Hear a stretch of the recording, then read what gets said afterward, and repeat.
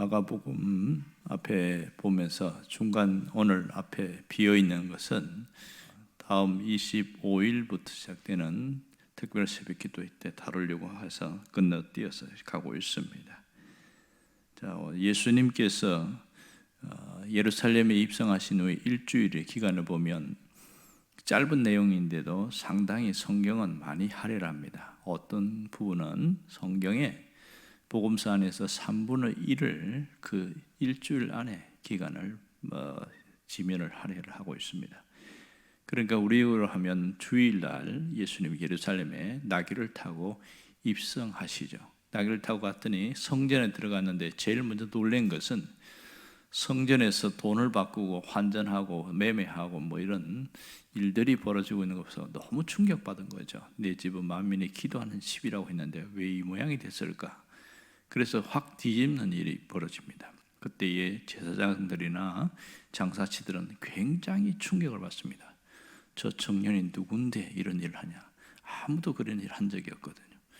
그러고 나서 성전을 휘 돌보시고 나가십니다. 그리고 가면서 무화과나무에 대해서 이렇게 저주를 하죠. 그 다음 날 무화과나무가 마른 장면이 나옵니다. 이것은 예루살렘의 성전에 있는 백성들의 모습에 대한 얘기였고요. 화요일 날에는 논쟁이 벌어집니다. 그리고 수많은 다른 어떤 대제사장 아니면 서기관들, 바리새인들과의 논쟁이 있고, 그때의 예루살렘을 보면서 눈물을 흘리십니다. 이 예루살렘이 멸망할 걸 아셨잖아요. 그러니까 시기적으로 보면 AD 33년, AD 한 30년에서 33년 사이에서 이런 일이 있었고, AD 70년에 40년 후에 바로 멸망했으니까 정확하게 이루어진 거죠. 수요일은 침묵의 날입니다. 제자들과 아주 한가하게 바쁜 시간 속에 여유를 갖고 그렇게 보냈습니다. 그래서 성경에 기록이 없습니다. 그런데 가룟 유다는 굉장히 바빴습니다. 이제 자신이 예수님을 팔기로 결심한 날이 그 날이었기 때문에 바쁘게 지납니다. 그리고 목요일 날도 여전히 논쟁이 있었고, 그날의 가장 큰 일은 바로 고난받기 직전에 있었기 때문에 최후의 만찬이 있었다. 이게 가장 직전입니다. 6월절 바로 직전이니까. 그리고 제자들이 발을 씻깁니다. 그런 다음에 이제 예수님이 겟세마네 동산에서 기도를 하십니다. 금요일 날 새벽에 유대 군인들, 그러니까 가룟 유다와 또 찾아온 유대 군인들에 의해서 겟세마네 동산에서 체포됩니다. 그것은 새벽에 벌어진 일입니다. 그리고 대제사장의 집에서 새벽에 불법 재판이 벌어지고, 아침에 로마 군인은 아침에 그 빌라도에게 가서 총독에게 예수를 판결을 해달라고 그렇게 이야기를 합니다. 군중들을 선동해서 그날 아침에 예수를 넘겨주기로 그렇게 해서 결국은 오전 9시에 십자가에 못 박히게 되어졌고, 6시간 동안 십자가에 못 박힌 이후에 오후 3시에 운명을 하십니다. 그리고 그날 바로 6월절이 6시부터 시작되니까 5시, 4시나 5시쯤 아마 아리마대 요셉의 무덤에 그렇게 들어가십니다. 그런 다음에 우리가 나머지 사건은 잘 알고 있지요. 자, 오늘 본문은 바로 금요일 새벽에 일어난 일이라고 할 수 있습니다. 특이한 것은 마태, 누가, 요한복음에는 없는 부분이 여기 기록되어 있는데 마치 해프닝이 벌어진 것을 사파처럼 넣어놨습니다. 이 지난 3년 동안을 보면 50절을 보면 예수를 따랐던 모든 제자들이 다 버리고 도망갔다는 것으로 이어집니다. 이 도망가는 것을 그러면 끝나는구나 이런데 51절에 보면 이게 뭔가 하는 정도 굉장히 특이한 게 나와요. 어떤 청년이 자신의 신분을 감추고 헛이불을 두른 채 그렇게 예수님을 따라가다가 발각되어서 붙잡히니까 그 헛이불을 버리고 도망갔다. 그게 전부입니다. 그러면 궁금하잖아요. 이 사람이 누구일까? 주석학자들마다 각각 하는 얘기들을 보니까 어떤 사람은 죽었다가 살아난 나사로라고 얘기하는 분도 있고, 또 어떤 사람은 예수님의 친동생인 야고보라고 말하는 사람도 있고, 또 어떤 분은 예수님이 가장 사랑했던 사도 요한이라고 얘기하는 분도 있습니다. 그런데 가장 근접한 해석은 마가복음을 기록한 마가 자신이라고 그렇게 얘기를 합니다.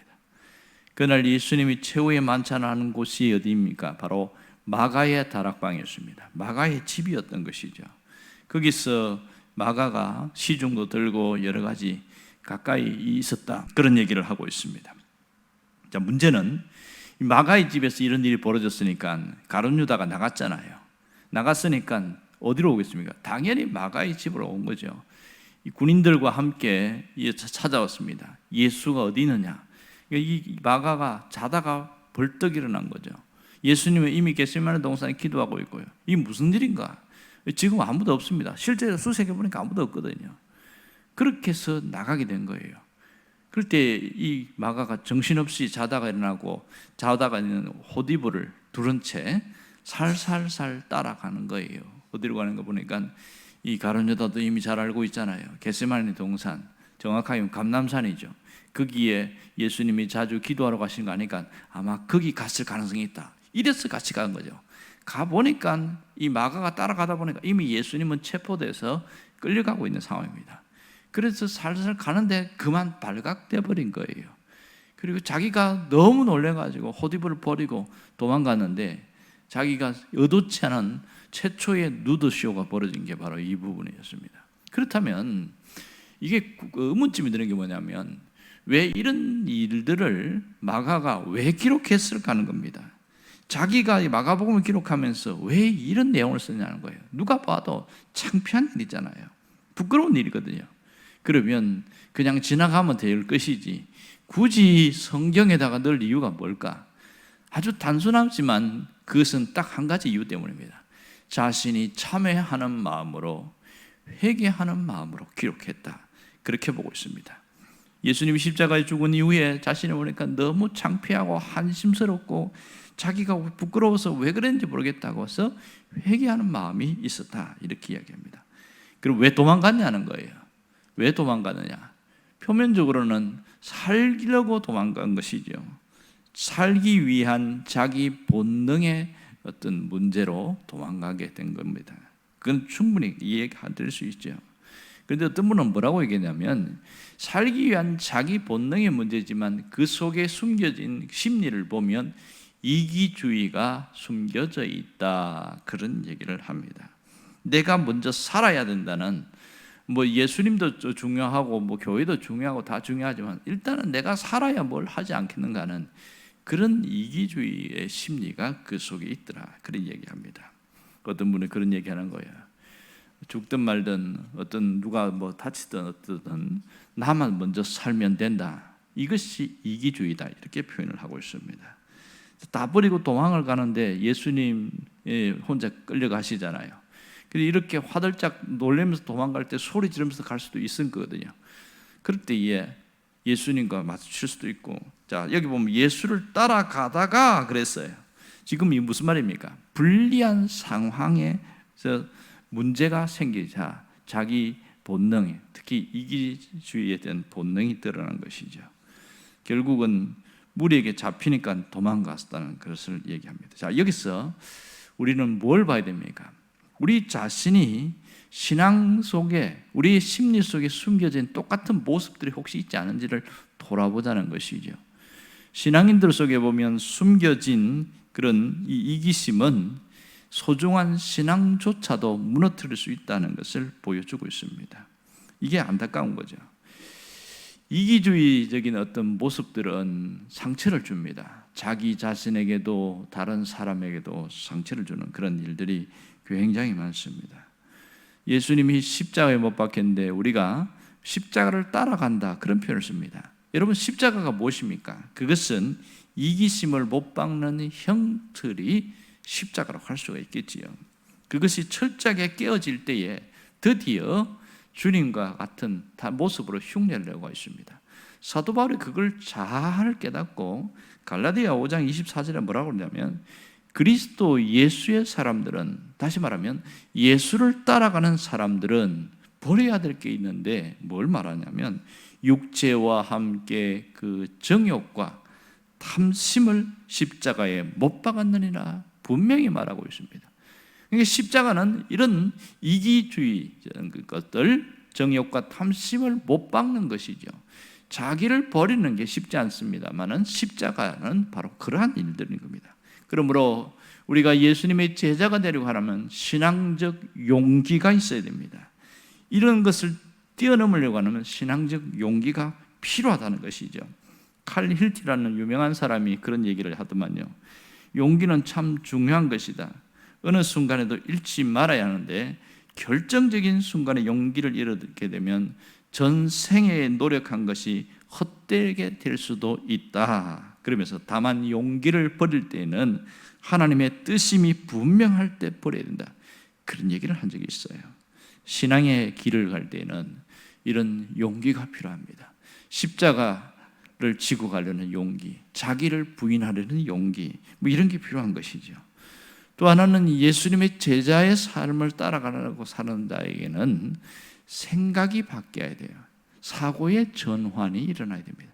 참 안 되는 게 생각이 안 바뀌는 거죠.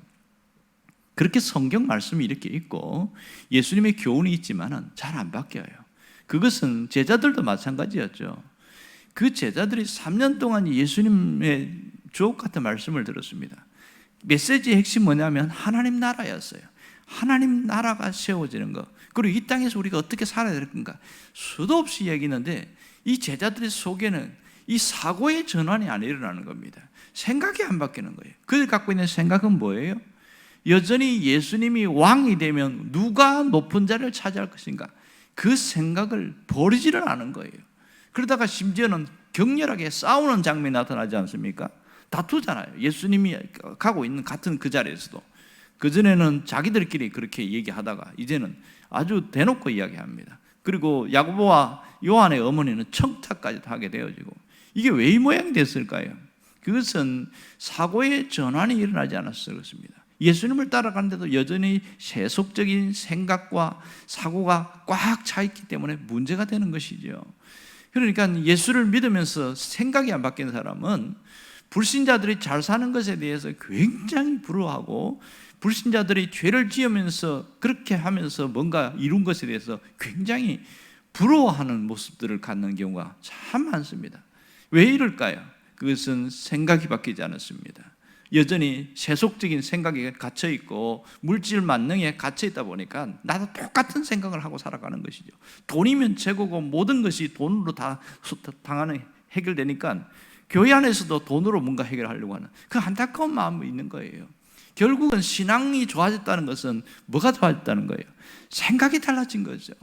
아, 내가 예수만 믿고 가는 것을 가장 소중히 여겨야 되겠다. 그 하나 바꾸는데 오랜 시간이 걸린 겁니다.